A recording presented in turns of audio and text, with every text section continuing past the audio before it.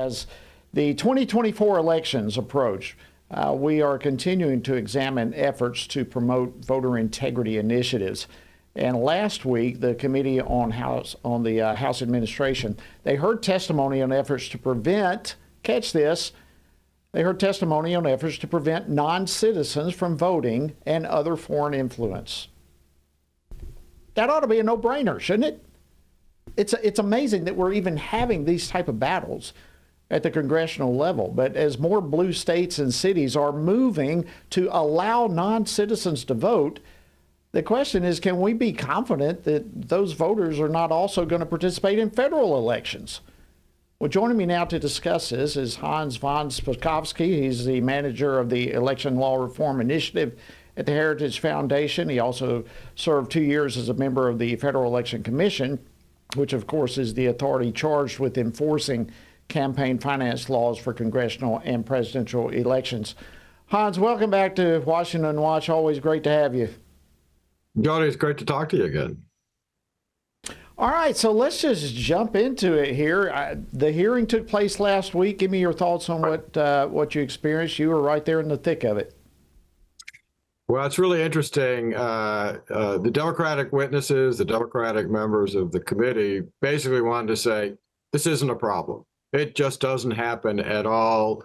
And the whole intent of even talking about it is to try to come up with measures that will suppress votes, which is just ridiculous. There's evidence from all over the country that aliens, and by the way, I got in trouble.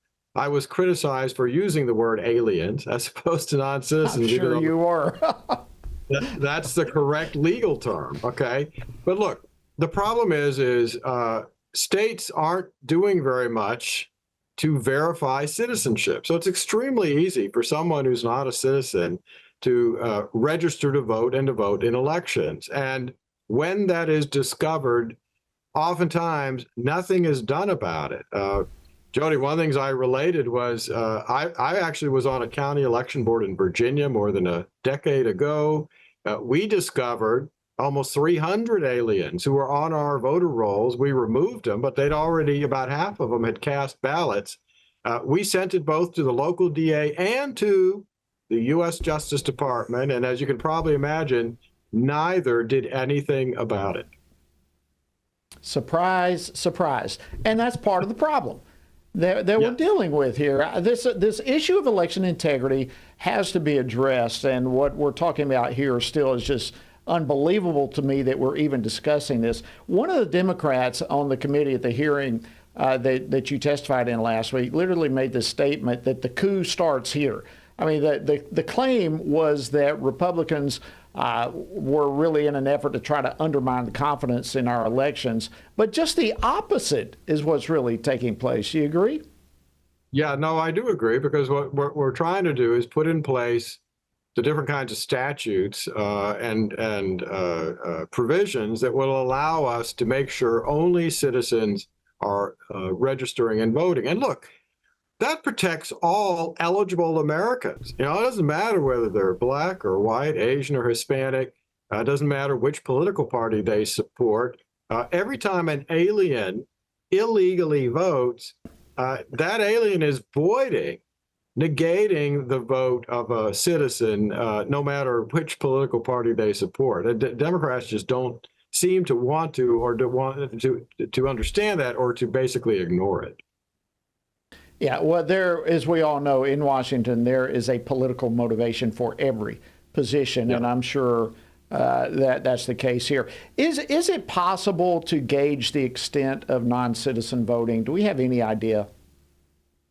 Well, it's difficult to do because of the fact that so many states aren't doing anything to verify citizenship. There are at least 2 studies out that have looked at survey information. So this is actually asking questions of voters.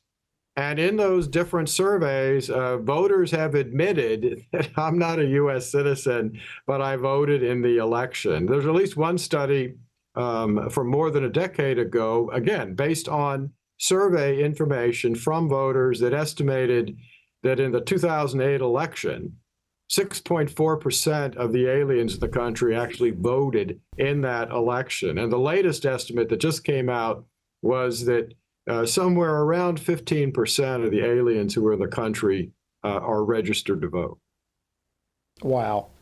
Now, we all know that for an illegal individual to vote in federal elections, they're not supposed to do that. It's illegal. That being said, how confident are you that there will be no non-citizens that are going to be voting in this upcoming federal election? Oh, I have no confidence in that at all. I work for the Heritage Foundation, but I'm also on the board of another organization called the Public Interest Legal Foundation. And they actually have done studies where they have gone in to look at voter registration lists. And through various ways of checking, they have found literally thousands of aliens who have been registered to vote in different states. Look, in Pennsylvania, just a couple of years ago, the Secretary of State there was forced to resign after it came out that the DMV, for the last 20 years, had been allowing aliens who go in to get a driver's license to register to vote.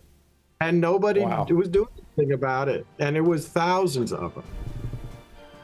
Thank you so much, Hans von Spakovsky, Heritage Foundation. Awesome information. Always an honor to have you.